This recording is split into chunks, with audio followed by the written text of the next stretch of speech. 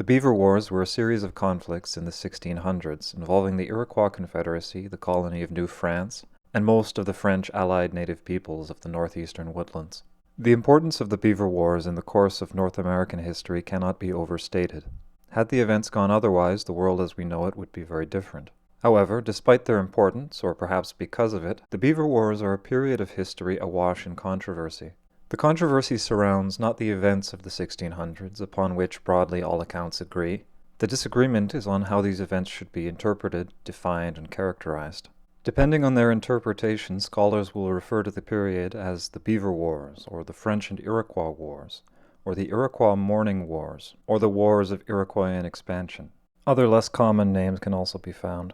There is disagreement even at where to place the beginning and end of the period. Most accounts place the beginning at either 1640 or 1642, and the end at 1698 or 1701. However, a strong argument could be made that the beginning of the period could be placed at 1624 instead. The French and Iroquois Wars model places the beginning at 1609 with the battle at Lake Champlain. A fringe position within this camp states that the end date should actually be 1759 with the Battle of the Plains of Abraham. The controversy focuses primarily on the narrative of the Beaver Wars. This is, after all, the purpose of historians, the distillation of disjointed events and partial information into a cohesive and intelligible narrative, that we might understand the whys and wherefores of history. Unfortunately, with this period, these distillations have come to dramatically different conclusions. Should the wars be described as political, religious, or economic conquests? Is conquest the right word? Should they be thought of as proxy wars against a greater enemy? Were they just an eccentric response to smallpox? In short, the field of study surrounding the period is by and large a mess. Adding to this mess are right-wing pseudo-intellectual pundits who would wield the Beaver Wars as a weapon of manifest destiny. As the clearest, most obvious example of international cruelty among the Aboriginal peoples of the eastern woodlands, the conservative would hold up the Beaver Wars and shout, "Look! Look what they were doing to each other. We had no choice but to destroy them for their own good." Even many of the less overtly ideological interpretations are still couched in some old sort of crypto-racism, attempting to explain the period away as a natural extension of some inherent characteristic of Iroquoian peoples, be that cultural, religious, political, or socio-economical. But as tempting and as enjoyable as it would be to pick apart in excruciating detail, piece by piece, every one of these arguments which I disagree with, I shall instead address in brief only those arguments I consider valid. The more problematic arguments I shall endeavor to address in bulk by the submission of a brief argument and a hypothetical model. First, the Beaver Wars hypothesis. This theory posits that the wars were an attempt to control the fur trade, either by capturing neighboring hunting grounds in order to fuel an ever-expanding consumerism, or else by eliminating anybody who tried to trade with the Europeans. The base version of this theory falls flat. It wasn't until the 1670s that the beaver was extirpated in Iroquoian territory. Now, we can assume that beaver populations were declining for a decade or two before this point, but this explanation does not explain the conflicts prior to 1650. Additionally, many of the targets throughout the war had little to no impact on Iroquoian trading. Given the dramatic population declines in the period, any potential cause of the conflicts has to be something people would be willing to risk their lives for. The only European good that dramatically increases someone's chances of survival are muskets. One camp within the Beaver Wars theory states that it wasn't so much about the fur trade as the gun trade. This theory holds water. It is certainly true in at least some of the cases. The issue is that it's not quite a complete theory. Next is the French and Iroquois Wars theory. This theory posits an initial defensive war against French aggression, which grew into a centuries-long cycle of violence. Unable to openly challenge the firepower of New France, the Iroquois instead opted for a proxy war against French allies. This theory is pretty good. There's undoubtedly some truth to it. However, it is overly Franco-centric, overly simplistic, ignoring a lot of the complexities of international relations back in the day. In short, while it's pretty good, it's only half a theory. Next is the Iroquois Morning Wars theory. This theory posits that the purpose of the wars was to capture prisoners to replace population lost due to smallpox and other diseases. I dislike this theory. I believe it mistakes a symptom for a cause. It also misunderstands the practice it is based upon, and there are practical issues with it besides. For example, we might ask ourselves, how do you capture a prisoner? Well, you either tackle them to the ground, or you wound them, or you get them to surrender. In Iroquoian belief, surrender is a disgrace because you're making yourself a liability, something the enemy can use against your people. Running away, on the other hand, is just basic intelligence. Surrender, unless you were grievously wounded, was an act of cowardice. During the Sullivan Campaign in the American Revolutionary War, despite one of their primary objectives being the taking of prisoners, the Americans succeeded in capturing only a handful of people. So what of the wounded? Well, in the era of musket warfare, the wounded that you produce are likely not going to be very useful as replacement population. Surgery wasn't very good back in the day, and musket balls are nasty. A bullet to the torso usually led to death, a bullet to the limb usually resulted in amputation. If this theory were true, what we would have seen was a population that consisted almost entirely of women, with most of the men being crippled. To restate, this theory mistakes a symptom for a cause. The Wars of Iroquoian Expansion theory derives primarily from the study of maps. If you look at this map, everything looks pretty clear-cut, doesn't it? What this map doesn't tell you is that most of this territory was unoccupied. At the point at which all of this territory was controlled, the Iroquois population was between 10,000 and 8,000. All but a few hundred of that population resided within the original homeland. Rather than moving into this newly conquered territory, the Iroquois contracted into a smaller number of villages within the homeland. This theory projects European colonial views of population density and land scarcity onto people in a very different situation. It misinterprets a result as a cause. Having addressed the primary legitimate camps, I will now attempt to address the illegitimate by the presentation of a simple argument and a hypothetical model. The argument runs as follows. There is no need to assume or speculate about internal engines of motivation if the external engines are plainly visible and sufficient in their own right. In support of this argument, I present my hypothetical model. I term this model the raft of the Medusa. Let us imagine a great ship, filled to the brim with a great many people. That ship sails calmly across that ocean of life, same as it has always done since it was first constructed. And then all of a sudden that ship hits a sandbar and starts to go down. Everyone is pitched into the water. 200 of the passengers are forced together onto a small, makeshift raft, cobbled together out of flotsam. A month later, the raft is picked up by a passing ship and the survivors are taken to shore. Except there's no longer 200 survivors, now there's only 15. Because somewhere along the line, the passengers started eating each other. All this begs the question. In analyzing the raft of the Medusa, how does the historian understand the cannibalism? Does he present his narrative in terms of inner engines? Do we understand the raft of the Medusa in terms of the individual psyches of the survivors, in terms of their culture, their religion, their personal grievances? Indulge me for a moment as I present a parody. If we look at the cultural makeup of the survivors, we see that the vast majority of them were Frenchmen. That being the case, do we take the culture as the explanation for the cannibalism? After all, the French have a long tradition of cannibalism, dating back to the Roman times.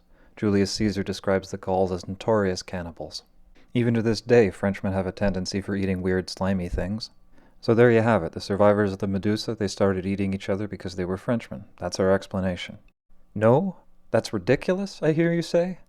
Well, okay.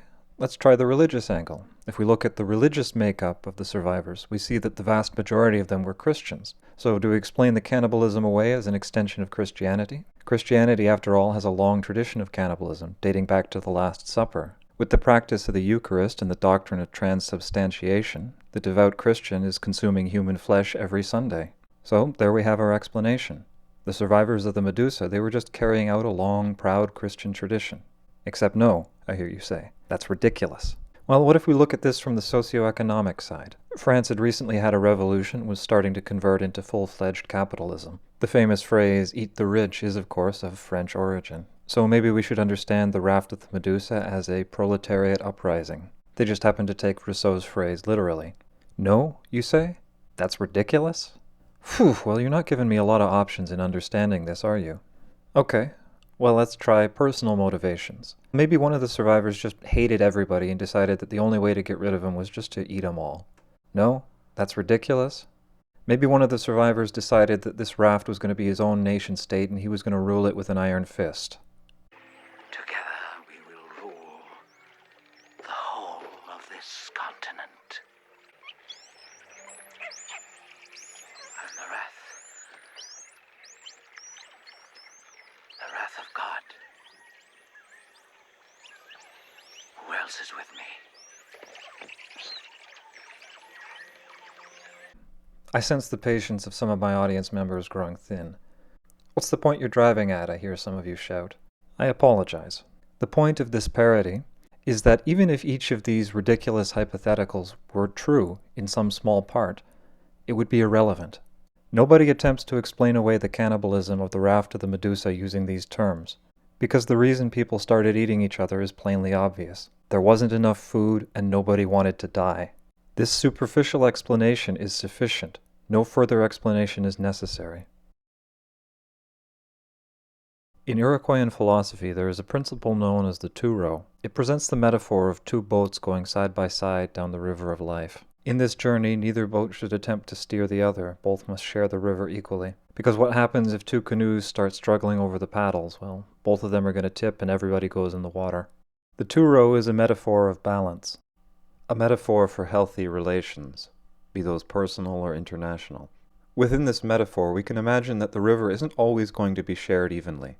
Quite often, be this due to wind currents, water currents, the geography of the river, rapids, or simply inattention, or indeed personal selfishness, one party is often going to occupy more of the river than the other. These imperfections in balance are often temporary and do not disrupt the principle as a whole.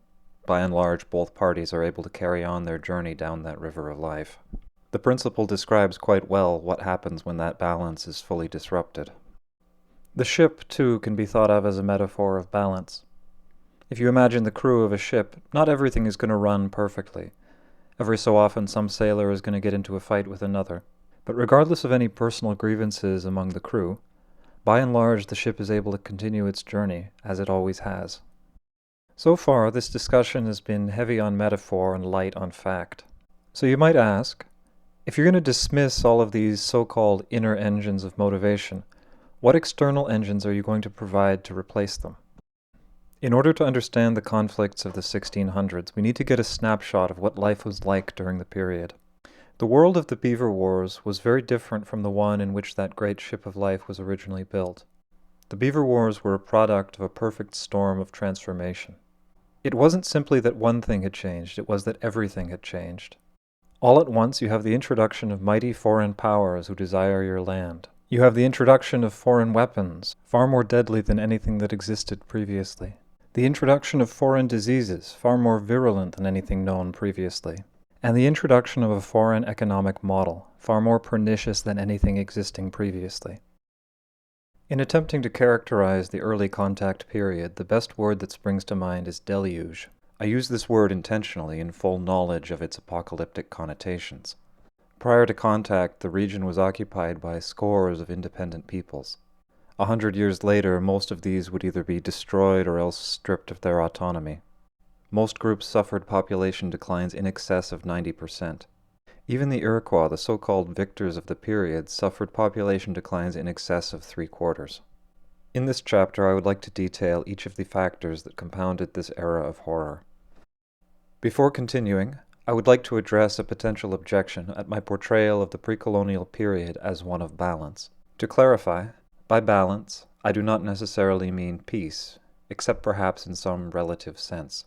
There was certainly frequent, if not endemic, conflict. However, this conflict had not acquired the genocidal nature that would come to characterize the post-colonial conflicts. Rather, wars took the form of ritualized border disputes, of skirmishes between hunters, and of low-level raiding. During one of his voyages, the French explorer Jacques Cartier erected a crucifix to claim the land for Christ in France. Recognizing his intentions, the Stadaconans approached and displayed for him 5 scalps they had taken in their recent war with the Tudamans. This is intended as a show of force. In essence, what they say to Cartier is, "Don't go getting ideas above your station. We're hardcore and we'll mess you up." Cartier was understandably unimpressed. This lack of hemorrhaging, this relative peace, this period of geopolitical balance, I would attribute to the material limitations imposed by the technologies of war at the time, as well as to a certain extent the socio-political structure of the time. By this, I mean that with the materials available, the technologies of offense were not able to outcompete the technologies of defense. In short, inflicting violence upon another was difficult and thus costly, while the decentralized power structures of the day made it difficult, if not impossible, to offload that cost onto an underprivileged class. On the subject of technologies, arrow-proof armor can be made out of sticks and string. The simplicity of these materials meant that anybody with a bit of spare time, or with relatives with a bit of spare time, could manufacture a suit of armor. This armor can protect the vitals very well. The only areas that are difficult to armor are the face, neck, hands, feet, and elbows. The addition of a shield can close those remaining gaps, giving an attacking archer very little to aim at, essentially negating archery excepting in the cases of very lucky shots. This means that your chances of inflicting injury are very low unless you go into hand-to-hand. Even then, it's extremely difficult. An opponent in a full set of armor doesn't give you a lot to aim at. At my old fencing club, we would sometimes do gimmick matches. For one of them, the instructor would give us a very specific target. You can only score a point if you hit the opponent in the armpit. You can only score a point if you hit the opponent in the knee, etc. We found that if the opponent behaved cautiously, it was nearly impossible to land these hits. It was only really possible if the opponent overcommitted to an attack and left himself vulnerable. Fighting in formation makes it even more difficult to land these hits. Attempting to capitalize on an opponent's mistake can leave you vulnerable to his neighbors. There's a good reason armies used to fight in formation. It's very good at keeping people alive. The account of Sagamapi, recorded as part of David Thompson's narrative, gives us one of the only accounts of pre-colonial warfare. He describes battle lines of men in armor, exchanging arrows for several hours, after which a couple of men are wounded but no one lies on the ground. He states that the only time people tended to die was when one side dramatically outnumbered the other, or when one side was taken in ambush. Numerical disadvantage can be countered by confederation and alliance. Nearly every group back in the day was part of some larger defensive bloc, thus preventing larger entities from simply overwhelming the smaller, while the potential for ambush can be negated by caution and scouts. To summarize, I believe that the technology available at the day, coupled with the societal structure and the low population density, made high-intensity warfare undesirable if not impossible. Thus, a period of relative balance. Having established this matter, let us return to our original programming and talk about how the gun changed this. It is important to understand the effect the gun and the fear of the gun had on warfare in North America. People often underestimate the advantage they provide over bows and arrows, and on paper you can see why. On paper, bows seem to come out ahead on nearly every count, and yet history tells us that when a force of archers come up against a force of musketeers, the archers tend to fare poorly. There are 2 points that are necessary to bring up, the physical and the psychological. For the psychological, bows are mundane. They operate under simple mechanical principles. You can hand someone a bow and they can figure out how it works, and more importantly, why it works, without explanation. To put it simply, a bow is just a spring that flings a small spear. You can see how it works, you can see it working, you can understand how and why.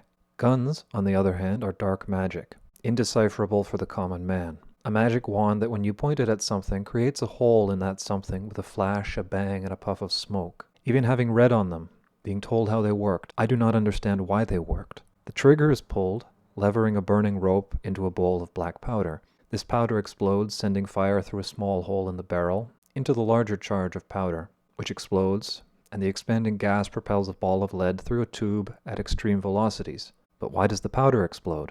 Why does burning powder create a larger volume of gas than the initial charge? It takes knowledge of chemistry to explain these, and even then there are further underlying whys. As to the physical, to put it simply, in terms of sheer destructive power, an arrow propelled from a wooden spring simply cannot compete with an inch-wide ball of near-supersonic lead. Arrows cut flesh, bullets destroy it. An arrow can be stopped with a quarter-inch plank wrapped in twine. Bullets require heavy tempered steel. Arrows can embed themselves in bone. Bullets grab onto the bone and rip it out the other side of the limb. The terror of the gun is the fear of a weapon capable of inflicting far more severe wounds than anything previously. A weapon against which there is no defense. Bullets can't be dodged or blocked. The fear of dark magic, made real and tangible. That is the terror of the gun. In addition to these traits, there are more by which the gun makes war more lethal. Our fear response is based in a large part upon proximity. The further away something is, the less frightening it is because you have more time to react to any potential aggression. In the environment of evolutionary adaptation, the longest range weapon is the thrown spear. This psychology has shaped battles throughout history. It is extremely frightening to walk up and engage an enemy formation in hand-to-hand. Far less frightening to stand back 100 yards behind a shield and shoot arrows and hope you scare him away. It is for this reason that most battles throughout history began with an exchange of missiles, and it's only when that proves ineffective that they close hand-to-hand. If they can, people want to end the battle at a distance because hand-to-hand fighting is really scary. The point I'm driving at is that people are more inclined to engage in long-range battle than close-range battle. Psychologically, it is an easier undertaking. The limitations imposed by long-range weapons meant that if you wanted to inflict violence upon an opponent quickly and decisively, you would have to come to hand. Hand-to-hand, as we've mentioned, is really scary, and this acted as a limiting factor on violence. You might, for example, exchange arrows tentatively, experimentally, but you don't want to get up close unless you got a really good reason. With the gun, this psychology is perverted. People become able to inflict maximum violence tentatively, thus increasing the amount of violence overall. And it's only when the enemy retaliates and the bullets start landing among your allies that the situation becomes frightening. The gun also changes the way other weapons work in battle. For one, it removes armor from the equation.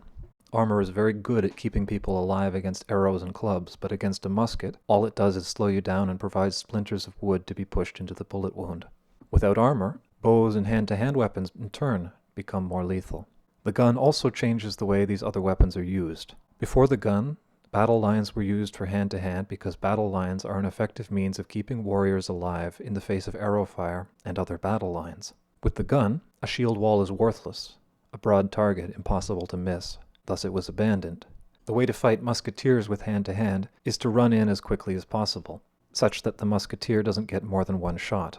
This mode of combat is extremely lethal, and catastrophic if executed poorly. In each of these means and more, both direct and indirect, the gun renders warfare more lethal. This lethality makes easier conquest and genocide, and also encourages risk, for against the gun, the only defense is a good offense. All this and more is the terror of the gun. In conclusion, the gun represented a major motivating factor in the events of the 1600s. In short, an arms race. The next area of discussion will be the impact of disease. A factoid that you'll often see thrown around is that smallpox killed 90% of indigenous peoples in North America. This is a gross misrepresentation and quite a harmful one, as the misrepresentation supports the broken Indian model and as such is often weaponized in support of manifest destiny, or else as a get-out-of-jail-free card for the injustices of colonialism. The broken Indian model is a term used to describe one of the last vestiges of the old pseudoscientific racism. When the question is asked, why do indigenous communities today suffer from X, Y, and Z health issue more frequently than the general population, those operating under the broken Indian model will probably say, well, it's just due to bad genes. Now, few would speak so explicitly or even consciously, however, it is there in the words. For a recent example, a paper which shall remain nameless from 2016, attempted to explain the high rates of depression and suicide in indigenous communities. The paper's explanation was low serotonin levels as a result of the thrifty Indian gene, despite the fact that recent research has shown that serotonin levels have no impact on depression, and despite the fact that the thrifty Indian gene is at its root baseless pseudoscience. To give some examples of the smallpox misconceptions being used to abuse history, it isn't too hard to find people who say things like, "It's not fair to pin the decline of the Indians on persecution by American armed forces because they were all dying of smallpox.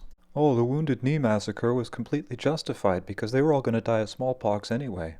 Oh, the governments and the churches, they can't be held responsible for the deaths at residential schools because most of them were from disease. Everybody knows Indians drop like flies to disease, don't they?"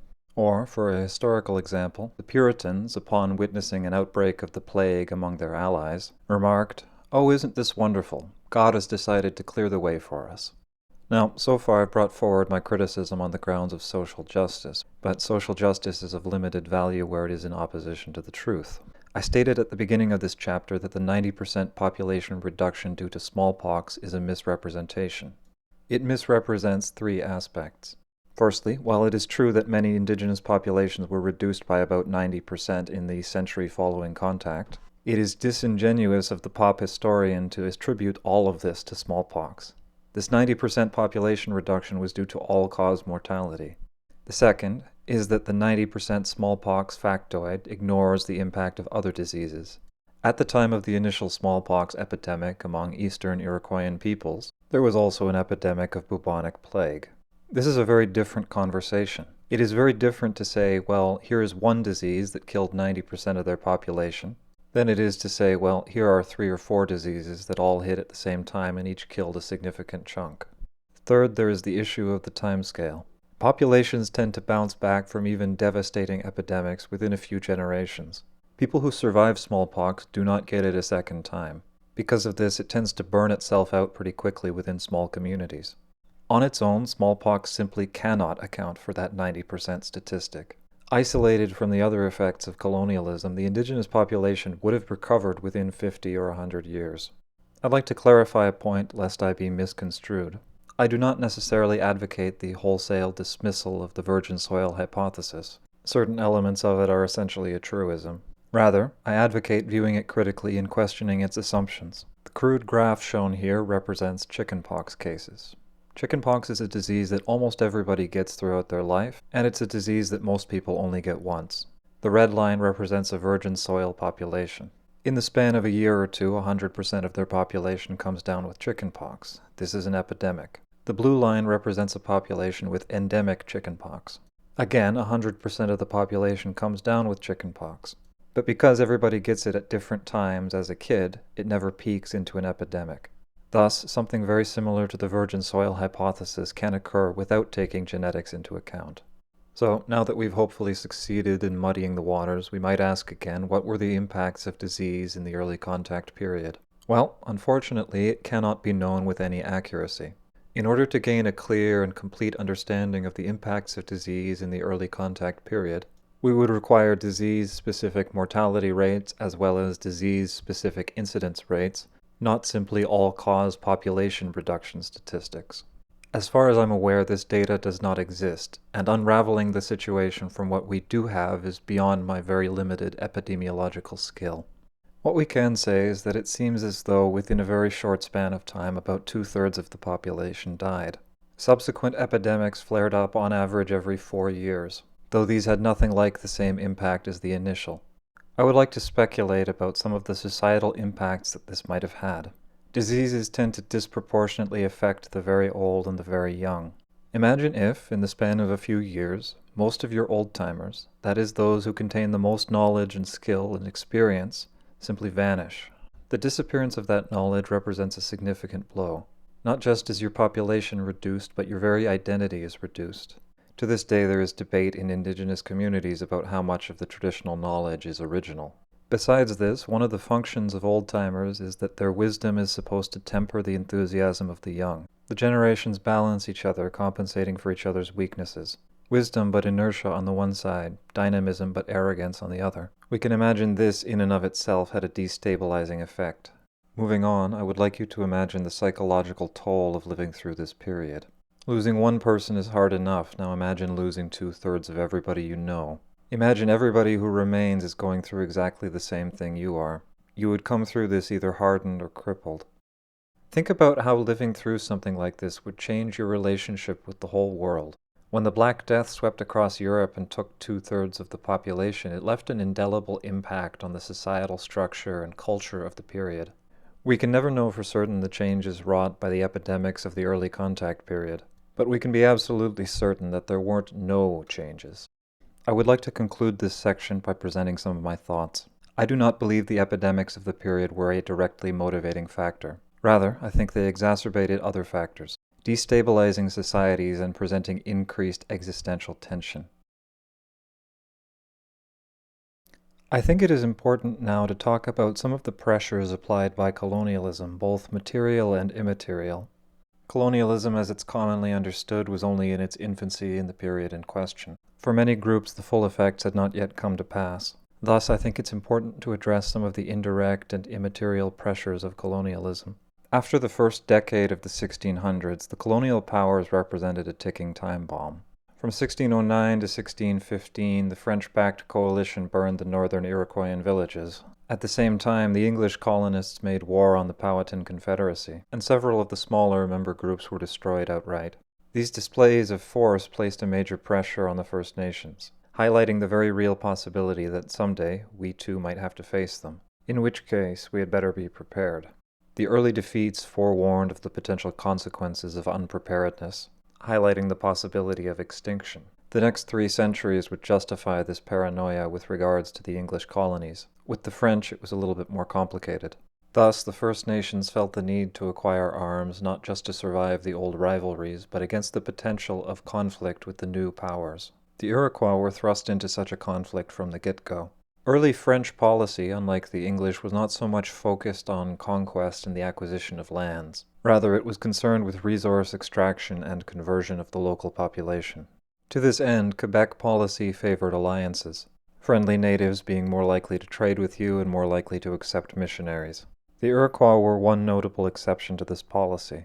In attempting to befriend the Hurons and the Algonquins, they spoke to Champlain and said, "Okay, we want to test your loyalty. If you're really our friend, come and help us against our enemy." Maybe Champlain figured, well, one enemy is a small price to pay for 2 or 3 friends. Maybe he anticipated a more substantial victory. They won't be our enemy if we can crush them utterly. They won't be our enemy if we can pound them into submission. Maybe he figured he could make peace after the fact. Whatever the case, the battle at Lake Champlain set things off on the wrong foot and soured relations for the next 150 years. After several victories, the coalition attack was repulsed and a peace was negotiated. This peace did not sit well with everybody. Some mistrusted the French and felt they had been disgraced in the war. A handful of Mohawks, along with some Seneca and Oneida, went against the treaty and began raiding French territory. Their numbers were few at this time, so they were mainly limited to attacking solitary woodsmen south of the St. Lawrence. This in turn soured French opinions and escalated the existing tensions into a cycle of violence, individual Frenchmen responding in kind. I think it's important to elaborate on some of the tensions between French and Iroquois and the demonization that went on both sides. In French-Canadian mythology, the Mohawks very much play the role of the boogeyman, demons of the forest who live on the flesh of babies. The Iroquois in turn seem to have seen the French as a nation of evil sorcerers, of savage, barbarous magicians. The French hostilities seem to have been founded on the raids, which became very intense in the 40s and 50s, once the Iroquois had enough firearms to openly challenge the French. Iroquoian hostilities, on the other hand, were founded on a number of factors. One such factor was the Jesuits. During the peace, they sent missionaries down into Iroquoian territory to try and convert the people and to repair damaged relations. The Jesuits didn't have a lot of success in converting, but all in all the meetings went well. And then the first wave of smallpox hit. The Jesuits, or one of the Frenchmen who had accompanied them, had brought it into the communities. This severely damaged relations with the French generally, but with the Jesuits specifically. Imagine this situation. An enemy which had destroyed several of your towns and which you had recently made peace with sends a delegation. Some of the members of this delegation are dressed in ominous black costumes. They stand in the center of town, begin gesticulating with various props and chanting in obscure incantations. They offer a potion which tastes like rancid grapes, bread which tastes like sawdust, and they begin splashing people with water. And then they leave, and shortly after, about half of the village dies horribly of an unknown disease. All this would naturally color your opinion of the group in question. In turn, retaliation against the Jesuits enraged the Quebecois. What kind of barbarians would attack men of God? Not even the English would stoop that low.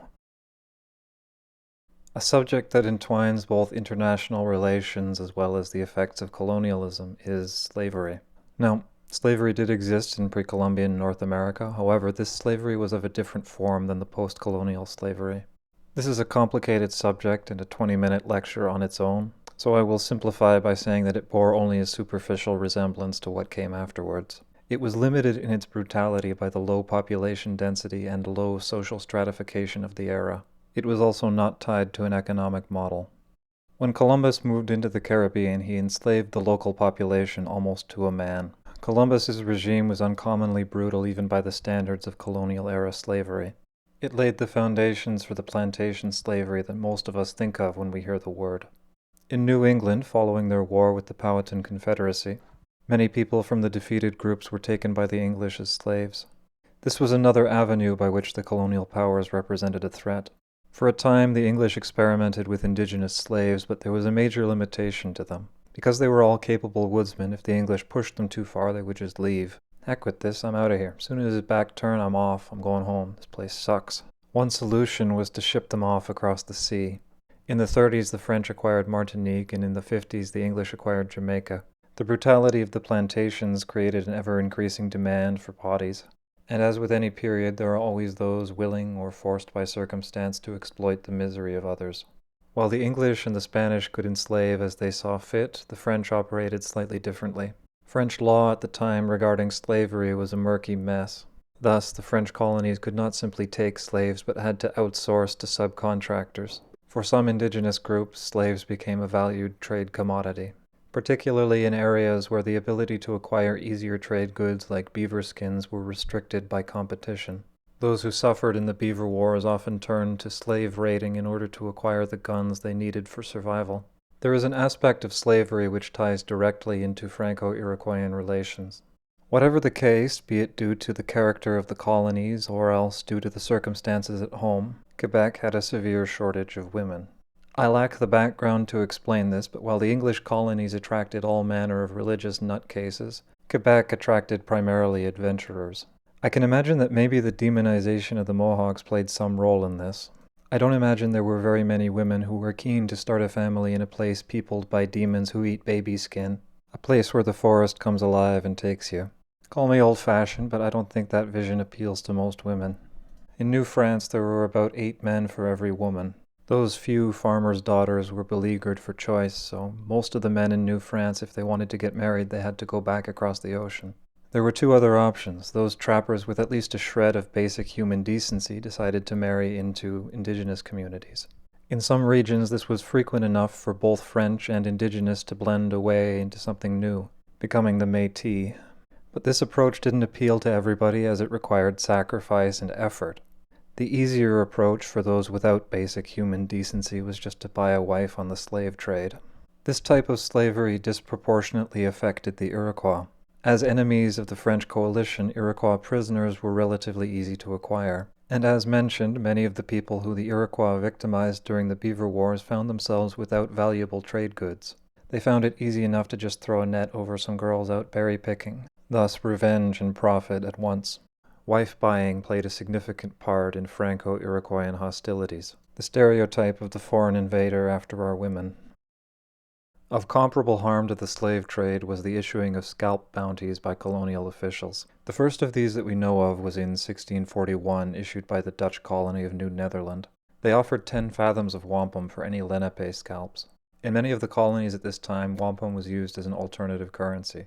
This bounty represented about 2 or 3 months' wages for an average tradesman, enough to test the scruples of even a decent man. Off and on, the English and French colonies would follow suit, issuing similar bounties with varying degrees of officiality. Moral issues aside, this sort of thing encourages indiscriminate violence. Even though this sort of thing was often issued with a qualifier, oh, we only want them from this people, oh, we only want warriors, etc., etc., etc., these qualifiers were ultimately irrelevant. A Lenape scalp looks very much like a Susquehannock scalp. A Susquehannock scalp looks very much like an English scalp if the hair is brown and long. A man's scalp looks very much like a woman's scalp. So on. One of the only limiting factors with regards to the slave trade was transportation. A gang of slavers and captives can't move as quickly as a rescue party. If they have to cross through enemy territory, they're going to attract a lot of attention. Scalp hunters have no such limitation.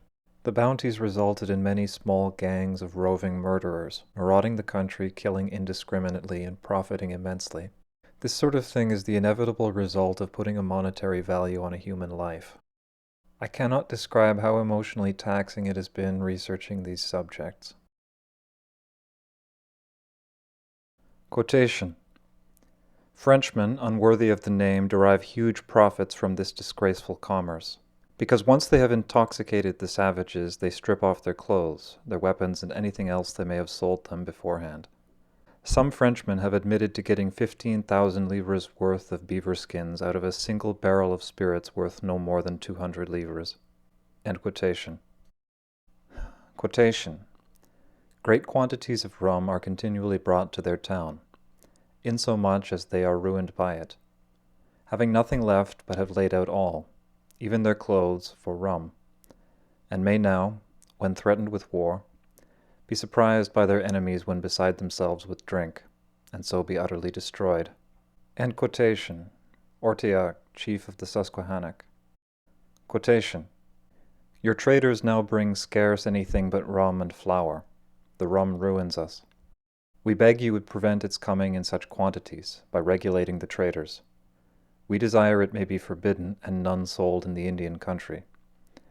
When these whiskey traders come, they bring 30 or 40 kegs, and put them down before us, and make us drink, and get all the skins that should go to pay the debts we have contracted for goods bought of the fair traders. And by this means we not only ruin ourselves, but them too. These wicked whiskey sellers, when they have once got the Indians in liquor, make them sell their very clothes from their backs. In short, if this practice be continued, we must be inevitably ruined. We most earnestly therefore beseech you to remedy it. End quotation. Scaroadi of the Oneida. Quotation. If indeed it be the design of Providence to extirpate these savages in order to make room for cultivators of the earth, it seems not improbable that rum may be the appointed means.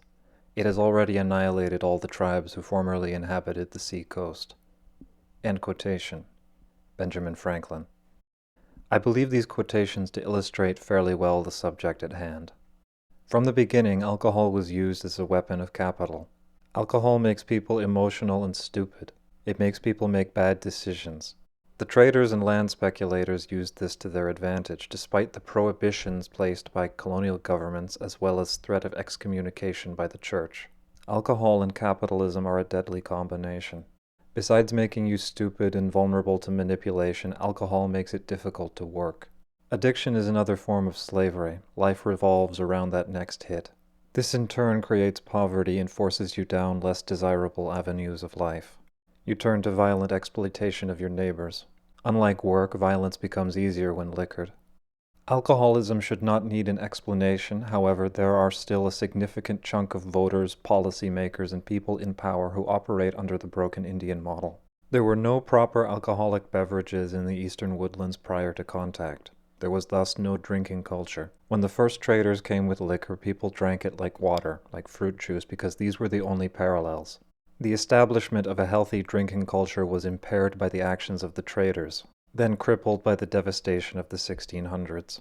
In the present day, if some Canadian loses his wife, nobody is surprised if he takes to drink for a time to console himself.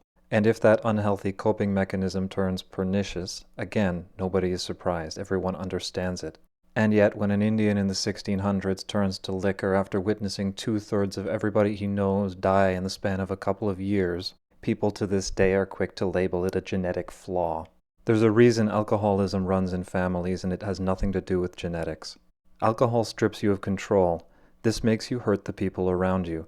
Hurt people tend to self-medicate. This is called intergenerational trauma. I say again, there is no need to invent inner engines of motivation if the external engines are sufficient in their own right. This is a taxing video. I could criticize religion a great deal for providing casus belli for the colonists. As tempting as that would be, I shall resist. I think it was justification rather than a cause, something to help people sleep at night. Rather, I think its primary significance was as a divisive factor. Without written religious dogma, I think it's difficult to have a proper schism. You can find weirdly specific spiritual commonalities from indigenous people right across the continent, which suggests to me that pre-Columbian religion was relatively flexible. People just took what worked and what made sense. The introduction of an inflexible religion like Christianity created schisms. Occasionally these split communities. When the Wendat began to lose their war, they split into several factions.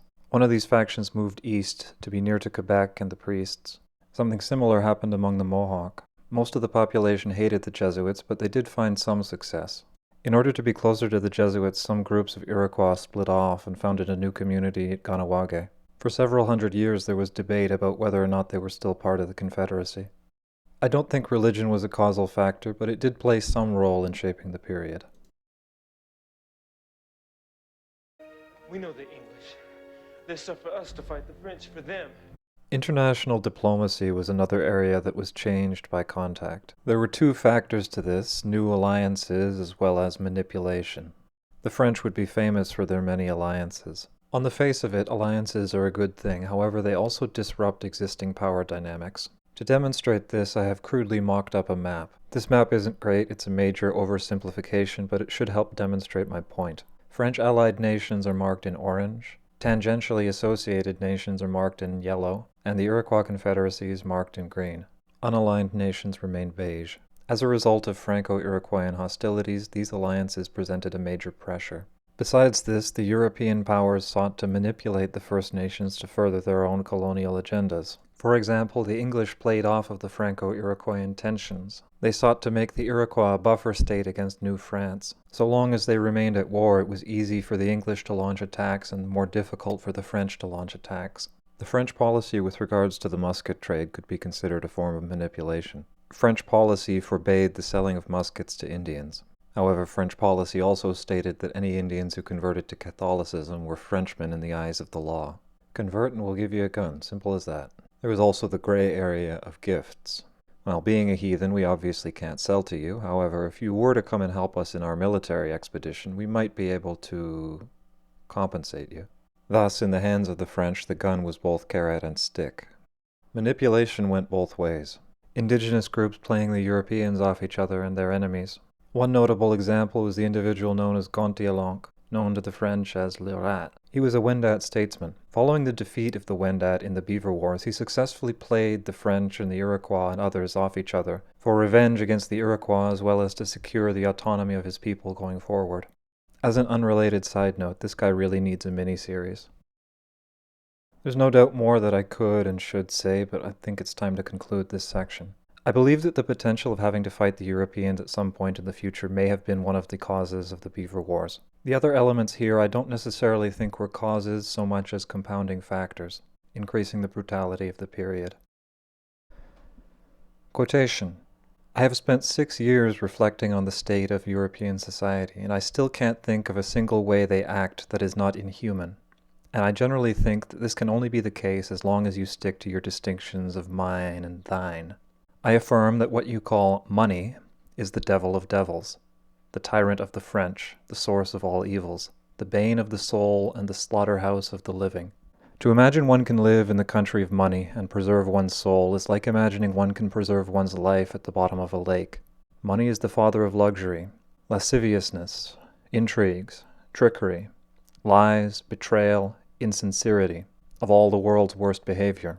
Fathers sell their children, husbands their wives, wives betray their husbands, brothers kill each other, friends are false, and all because of money. In light of all this, tell me that we Wyandot are not right in refusing to touch or so much as look at silver. End quotation. Gontialanque. Le Rat. The final paradigmatic shift I can identify is the introduction of burgeoning capitalism. I'm going to try my very hardest to resist my natural inclinations and not turn this section into a socialist tirade. That being said, capitalism is an abomination and an unnatural mode of living, a philosophy centered at its core around excessive consumption and unsustainable exploitation, a mode of living unknown to the Americas prior to the fur trade. Most indigenous groups followed an economic model that Marx would term primitive communism. Early explorers describe how food and old clothing were given freely, generosity being the key marker of quality, both moral as well as practical. If I'm generous, that means I'm a good person, but if I can afford to be generous, that means I'm a successful person. Some of those who spent some time living with indigenous groups described something similar to Marx's concept of from each according to their ability, to each according to their needs. Those who contribute what they can, however small, are welcomed. Those who contribute nothing despite having the means are rejected. The communal mode of living prevented social hierarchies from forming. Imagine living in a longhouse with 80 to 200 people. One of these people is rich as Croesus, while everyone else is malnourished and lives in squalor and filth. Do you really think the people are going to put up with that? Communism is defined as a system where the workers control the means of production. This was very much the case. The technology of the day meant that nothing was so complicated that you couldn't manufacture it on your own, to varying degrees of quality. This in turn meant that the only means of production that could be controlled was land. In pre-Columbian North America, land ownership was very different to the modern day. On Six Nations, for example, up until the late 1800s, land was held in common and distributed by the community. If your family can work 20 acres, they can have 20 acres, and if they fail to live up to that, the land ceases to be yours. It might be given to some other community member who needs it. This is similar to the Franciscan concept of the absolute poverty of the apostles, which states that Jesus and the apostles held nothing as property but only by utility. The robes on their backs are their robes only so far as they are the ones using them. Even trade functioned differently. The lack of an abstracted, alienated unit of value, a la money, led to different priorities than we are familiar with. Because of its abstract nature, there is no limit to the amount of money that is useful. Because of its abstract nature, anything, goods, services, even human life can be converted into money. In a system without money, there are limits on consumption. Under capitalism, every beaver that you kill is $100 in the bank. Without capitalism, if everybody already has a hat and a pair of mitts and enough food in the larder, hunting beaver is essentially redundant.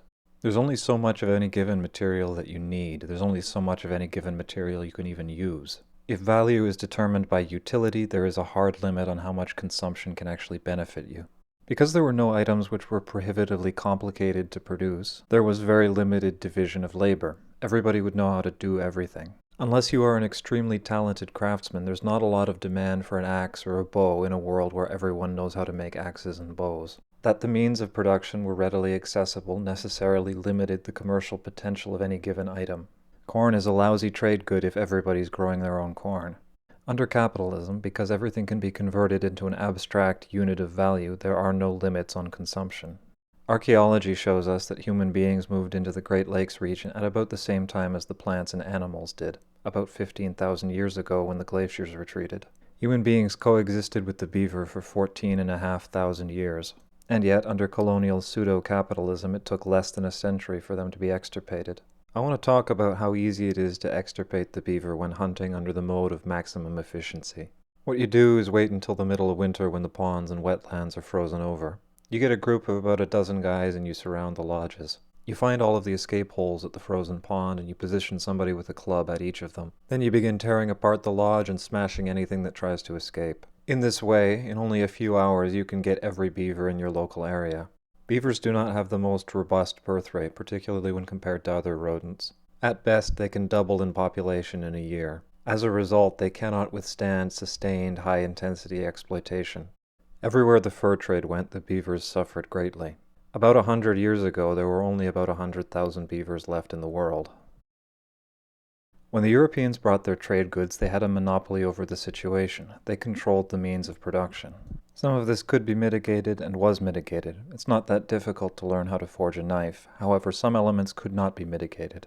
The musket was one of these. The making of a musket is a highly specialized craft. It is not something an ordinary blacksmith can do. The early barrels were made by forming a coil of steel around a steel rod, a bit like a spring. The steel would then be forge welded into a solid cylinder. This is mind-bendingly difficult. Forge welding is hard under the best of circumstances, but here you've got almost no angle to hit it at. If you work any given section of the barrel too hard, it will distort. If there are any weak spots or bad welds, the gun will explode when fired. In short, they require an extremely specialized skill set to produce. Producing them quickly and consistently requires factories and heavy industrial equipment. The Europeans thus had the ultimate monopoly. As history demonstrated, going without guns in this tumultuous period was death sentence. Thus, native groups had to pay whatever the Europeans asked. Indigenous people had only three things the Europeans desired: furs, land, and life. Now this in and of itself would have been bad enough. But in the mid-1600s, another technological development came that exacerbated the problem. Flintlocks became cheaper to produce. Flintlocks have significant advantages over the earlier matchlocks. Matchlocks have got some severe limitations. The burning cord gives away your position. They don't work at all in the rain or the damp. They're slower, less reliable, less accurate. As a whole, the flintlock was superior in every way except manufacturing difficulty. For the fur traders, the flintlock was another golden opportunity, a chance to sell the Indians guns a second time. This worked so well that in the 70s an English colonist remarked that the Indians have more flintlocks than we do. All this together led to the wanton destruction of the fur trade as well as to the cruelty of the slave trade. I could also talk about how the economics of the fur trade made redundant many old practices.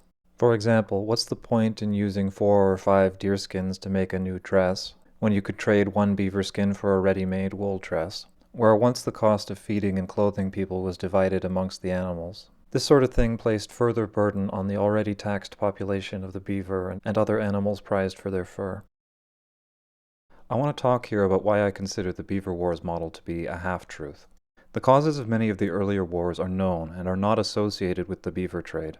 I want to talk about why the economic motive of the later wars cannot be dismissed. The Iroquois did not engage in the slave trade, that is, the sale of slaves to the European markets. However, most of the peoples that the Iroquois displaced did engage in the slave trade. The Erie, for example, after being driven from their homes, went south. There they began extensive raiding against their new neighbors for slaves to sell to the American colonies, only to be enslaved by the colonists in turn when they ceased to be useful. That the Iroquois did not engage in the slave trade when many less powerful nations did demands explanation. The beaver, I believe, is a satisfactory explanation. The Erie lost their land partially as a result of a lack of muskets. They are forced into someone else's territory, a territory in which their hold is tenuous at best. Thus they find themselves in even greater need of muskets, but with greatly diminished access to the resources of the fur trade. The Iroquois were able to maintain some basic elements of morality, because their successes in the early wars meant that they were not placed in as bad a situation as others. Because guns could be acquired through the fur trade, there was no need to engage in the slave trade. This fits nicely with my raft of the Medusa model. It's time to conclude this section. Capitalism was absolutely one of the motivating factors for the period. It was, however, clearly not the only factor, particularly for the earlier period. We'll go into that in the next chapter. I have a point I want to make in this chapter, namely, it's a misrepresentation to characterize the Beaver Wars as one thing. Rather than being a single campaign with a unified objective, as the term Beaver Wars implies, the period featured 24 conflicts, often unrelated or else only loosely related. This terminology contributes to a misunderstanding of the period. From the early 1500s until about 1700, the English were at war almost continually with one person or another, and yet we do not lump all of these conflicts together under the same name. As I've mentioned, we know a thing or two about the motives for the early conflicts of the Beaver Wars. I would like to present a brief narrative to demonstrate how different the causes can be. First, we have the war with the Hurons and Champlain. The cause of this conflict is not known, it predated contact. This war lasted from 1609 to 1615. The Iroquois were defeated and humiliated. The next was the war with the Mohicans. The Iroquois learned their lesson from the French. They needed guns if they wanted to be able to resist them. The only Europeans that the Iroquois had direct access to were the French. Undesirable for obvious reasons, thus they had to buy through a middleman. The Mohicans were one such middleman. As middlemen do, the Mohicans increased prices. If we can buy it from the Dutch for 4 beaver skins, then we'll sell it to the Mohawks for 8 beaver skins. This, I might add, was the only possible course for the Mohicans. Economic considerations aside, you do not want to arm a potential future enemy faster than you can accumulate arms yourself. The Mohicans were placed in a bad situation and took the only logical course of action. However, this only logical course also placed the Iroquois in a bad situation, where they were essentially paying for their neighbor to arm themselves. After a few years of this, the Mohawks got fed up and invaded, either in 1619 or 1624, depending on which school of thought you follow. Being better armed as a result of their position as middlemen, the Mohicans experienced early victories. The eastern third of Mohawk territory was burned. After several years, the rest of the Confederacy got involved and the Mohicans were pushed back, losing the western third of their territory. The war ended in 1629, the Mohawks having secured the Hudson River and access to Dutch traders. The next war was with the Wenro. We don't know much about them and we don't know much about the war. The war ended in 1639 and likely began a couple of years before that. There's a story I've heard about the origins of that war. Apparently the Wenro were a splinter group of the larger Neutrals. They broke off following a disagreement and moved into the no-man's land between Neutral and Seneca territory. This angered the Seneca, who tried to talk it through with the Wenro and the Neutrals. The Wenro said, "Why shouldn't we take this? You're not using it anyway." And the Neutrals said, "Well, they're a splinter group. We wash our hands of them." Without potential support from their larger parent, the Wenro were left vulnerable and the Seneca came in and destroyed them. Their main village destroyed, the bulk of the Wenro moved in with the Erie, some went home to the Neutrals and some went far north to the Huron. This is just a story, and I have not been able to verify it. Some parts of it make a bit of sense, such as the Wenro encroaching on Seneca territory while they were occupied with the Mohicans. The primary issue is the timeline, which doesn't quite line up. The negotiations would have had to have taken over a decade.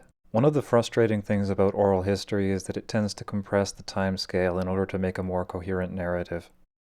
The next war began a few years later in either 1640 or 1641. This is where things start to get messy. It isn't clear what the motive is or even what the target was. It could be any number of things, but I'm not capable of picking it apart. The result was that the Algonquins were driven north of the Ottawa River. and that the Franco-Iroquoian hostilities which had simmered for decades escalated into full-fledged war. In 1649, the Iroquois invaded the Huron. This war was a continuation of the old hostilities which had led to the war with Champlain. The Huron had been weakened in the previous war by supporting the French and the Algonquins. As these had gone poorly, the morale of the Wendat was broken before their war even began proper. After a couple of their eastern forts were destroyed, the bulk of the Hurons panicked and fled, setting fire to their storehouses so the Iroquois could capture nothing. They split into three factions. One petitioned the French for aid and moved in close to Quebec, forming the present-day community of Wendake. Another group moved in amongst their allies, the Piton, and attempted to rally for a counterattack. A third group attempted to retain their independence by moving west. The counterattacks failed, the Piton were sucked into the war and ultimately destroyed. The bulk of their population, as well as the Huron refugees amongst them, moved in with the neutrals. All this occurred in the span of a few months. The next war began a year later. The Iroquois sent a diplomatic mission to the neutrals. They said, look, we've been having a hard time of it. Stuff's on the horizon. We both got to be prepared if we're going to see through this. It was decided that every year there would be a mock war between the two in order that the warriors should stay sharp even in times of peace. Versions disagree as to whether or not this was something like modern reenactors fighting or whether or not this was a really big lacrosse game. Whatever the case, it went ahead successfully and everyone went away satisfied. Except that when they got home, the Seneca realized that they were 3 men short. What had happened was that in the chaos of the mock fight, several of the Wendat refugees had used the confusion to kidnap several of the Seneca men. The Wendat then murdered these men as an act of revenge for having their homes burnt. The Seneca were outraged and demanded that the neutrals hand over the culprits. The neutrals said no, let bygones be bygones, besides you were asking for it. And the Seneca promptly invaded them. The first few weeks of the war went extremely badly. The Iroquois had been very much diminished by disease in the previous wars. The neutrals, being relatively unscathed by war and being bolstered by refugees, had a significant population advantage. And then one of those stupid coincidences of history happens and the neutrals all came down with smallpox. With most of their people sick in bed, if not dying, they were unable to offer a sufficient resistance. Some of them fled to the Erie and others to the remaining Wendat. The bulk of the neutrals were absorbed by the Iroquois. A side note. Another weird little quirk of history occurred at this point. The head of the Iroquois Women's Council, the Jigosase, had recently died and her position was left unfilled. After the neutrals were absorbed, the head of their Women's Council became the head of the Iroquois Women's Council, which is just utterly baffling when you view it through the modern European lens. England defeats France and as a result Louis becomes King of England. Doesn't make any sense when you view it like that. Just something I thought was weird and worth bringing up. The war with the Erie began 2 or 3 years later. It was the result of a very long, convoluted, and very boring chain of diplomatic misconducts and misfortunes. To adequately narrate its cause would take me 10 minutes, which I'm not inclined to spend. Suffice it to say that the explanation is every bit as stupid and every bit as convoluted as the explanation for the First World War. And unfortunately, it's the last war of this period that we have an adequate explanation for. If we take all of these little narratives together, what do we see? Well, what we see are a variety of reasons which are a lot more complicated than simple expansionism. We see that 2 or 3 of these conflicts were caused by an escalation of prior tensions. We see that 3 of the conflicts were caused by diplomatic mistakes and stupid misfortune. Only 1 or 2 of the conflicts were primarily motivated by economics. And 2 or 3 of the conflicts were the result of other people getting sucked into wars they didn't start. At most, any given cause only accounts for a quarter of the conflicts. To summarize this chapter, this was a complicated period. I think I've gone over all of the groundwork necessary to present my theory. I return to my metaphor of the raft of the Medusa and my characterization of a deluge. Colonialism changed everything. It destroyed the old balance. The wars of the early contact period were a response to this. An act of damage control and mitigation. An attempt to secure some place on the life raft after those 2 canoes going side by side down the river of life were hit by European cannonballs. In the discussion of the period, I consider the Iroquois to be a red herring, essentially irrelevant in the shape of the period. I do not intend this as some easy cop-out, rather I consider everyone irrelevant in the period. For example, I've ragged on the French quite a bit in this discussion. I consider them irrelevant. If the Iroquois had never existed, someone else would have been in the same place. If the French had never existed, someone else would have been in the same place. It's not about cultures, it's not about people, it's not about decisions. It's about colonialism and the societal upheaval that it inevitably brings. I consider the central focus of the Iroquois in the narrative of the period as being a result primarily of geography. I attribute their success primarily to luck. Had anyone else been placed in the same situation as the Iroquois, I think they would have done exactly the same thing. This is not a slight on morality. I think they could only have done exactly the same thing. I think the people in this period had very few options, and I think fewer still of them were good options. When it all comes down to dust, so on. I have one final piece of evidence to support this conclusion, that being the actions of the Susquehannock during the period. They followed more or less the same path as the Iroquois, but in miniature, conquering the Lenape in order to gain access to European guns, subsequently extirpating the beaver and victimizing their neighbors. I believe that if the Iroquois had been destroyed in the period, we would now be reading about someone else as the conquerors of the Beaver Wars. Something that I've only touched on in this discussion is that it wasn't just the Iroquois who were constantly at war in this period. It was everybody. Those people who managed to avoid the conflicts, they experienced something very similar in the next century. I bring this up not as some whataboutist defense to claim that human beings are inherently bad and everybody sucks. This viewpoint is reprehensible, for in a world devoid of morality and or justice, all we're left with is Carlin's utopia. I feel, for instance, I have the right to do anything I please. But if I do something you don't like, I think you have the right to kill me. The immoral perspective is inherently reductionist. Bad people do bad things because they are bad people, and the reason that they are bad people is because everybody is bad people. Rather than this, I think it is important to ask, why would good people do bad things? My point with this discussion has not been that the Iroquois sucked, or that the French sucked, or that everybody sucks. My point has been to drive home how much this whole bloody period itself sucked. How much a period of extreme social instability sucks. How much it sucks when that ship of life founders and everyone's forced together onto a too small life raft. All this is not justification, but it is, I hope, sufficient causal explanation. I recognize that it's rather disappointing and anticlimactic to sit through an hour-long lecture, very tedious lecture at that, only to be hit by the bombshell of colonialism is bad. I hope then you can understand my frustration at coming away from several hundred hours of research with no conclusion more satisfying than a social justice meme. Having read a decent chunk of everything that's been written on this subject, I firmly believe that there is no decent answer. The period is extremely complicated. It isn't one issue, it's a lot of different issues. Making this worse is the extremely patchy historical record. We want history to be like a connect-the-dots puzzle. We hope that if we put in the time, we'll come away with a clear picture.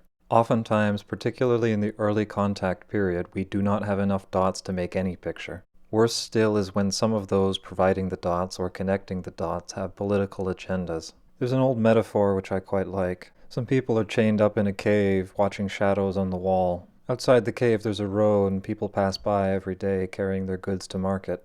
The only experience of the outside world that the prisoners have is of the distorted shadows cast on the wall, of distorted voices echoing in the distance. Making matters worse, there are puppeteers who come to torment the prisoners with images of monsters. Whether or not it falls in line with Plato's original intention, I can think of no better metaphor for studying the early contact period.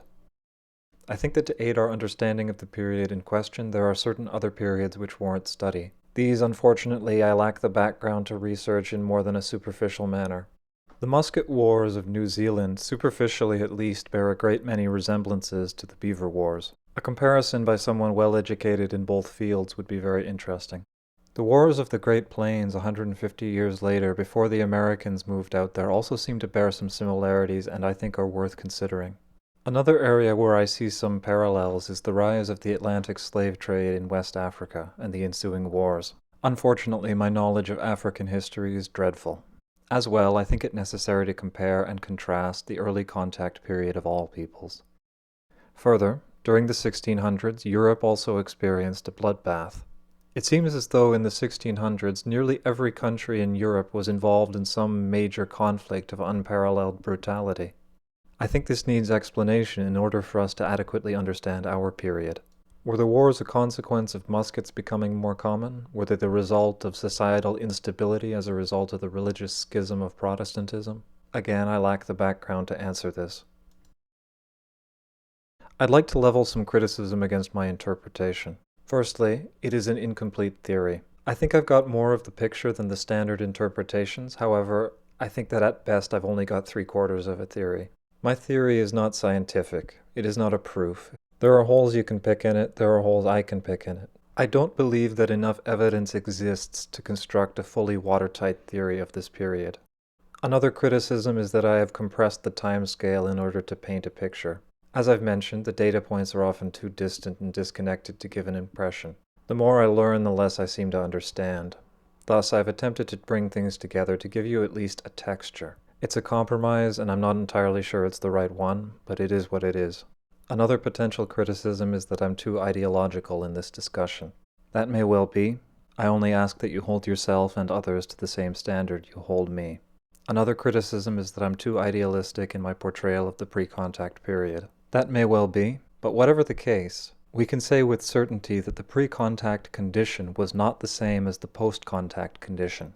In 100 years, the population of the eastern woodlands declined by 90%. People have inhabited the eastern woodlands for 15,000 years. Smallpox is an insufficient explanation for that decline. Maybe I am too idealistic, but clearly something changed because 90% population declines are not sustainable.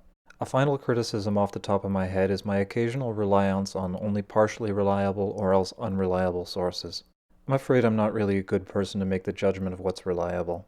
I'm much too cynical, and I can find good reasons to dismiss basically all of the work that's been done on the subject apart from a bit of archaeology. And unfortunately, I occasionally overcorrect from this cynicism. Something unreliable that makes sense is more useful to constructing a narrative than nothing. And unfortunately, logic doesn't always lead us to the truth. A final criticism is that I don't cite very many of my sources. I've cited a couple of them where I think they're relevant, but overall I think the body of this work is superficial enough and the knowledge I present is basic enough that I don't really need them. Apart from some of the oral history, there's not really anything in here that you can't find with some Google searches. Besides that, I'm lazy and apathetic. Anyway, thanks for bearing with me, and I'm sorry I can't provide anything more satisfying. Acknowledgements. As unsatisfying as my conclusions in this project might have been, this project represents a substantial amount of work. I would not have attempted it without the support and interest of the people who donate on the crowdfunding website Patreon. I would like to take a moment to thank those currently donating $1 a month or more. Ancient Americas, Henry Ratchutin, Tello DeSantis, Dennis Creek, Booch Gnarly and the Bathtub Boys, Aiden, Bumlins, Cinepar, Mello, Daniel, Nathaniel Annunziata, Nick G., Chrono, Manny Arias, Susie Cernaker, Tyler Peterson, Winchester 94, Aidan Linder, Dennis Dinwiddle, Alan Brambleshire, Jace O'King, Cole R. Berry, Sam Ham, Eric Grazulis, Nat Chapman, Rocinante, Craig Simstrider, Gab Fortin, Ugg Oogleby, Clayton Reeves, Ian Pogue, Christian Pickup, Tyler Mock, Craig the Viking, Milosh Lepak. Thank you.